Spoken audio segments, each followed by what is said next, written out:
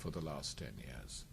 Now, these groups and these movements, and they have nothing to do with religion, incidentally. Here you have very straightforward assaults on the current regime of capital. I don't say a break with capital, but certainly a challenge to the current priorities of capital.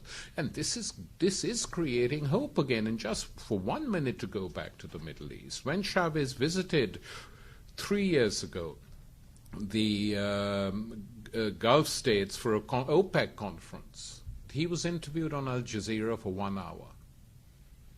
And they, put an Arab voiceover because they don't believe in subtitles.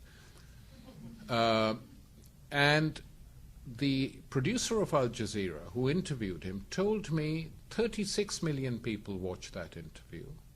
And we had tens of thousands of emails and had to hire a special team of people to reply to these emails and acknowledge them. So I said, well, what did the emails say? And he said, well over 90% of the emails said, when will the Arab world produce a Chavez? And he said the reason for that, he explained to me, is that Chavez was saying, this is what we're doing with our oil wealth.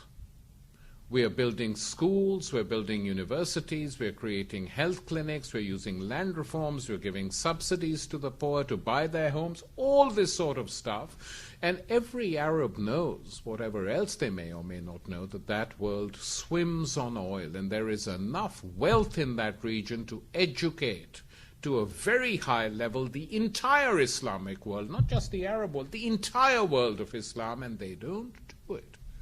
And people feel that very strongly.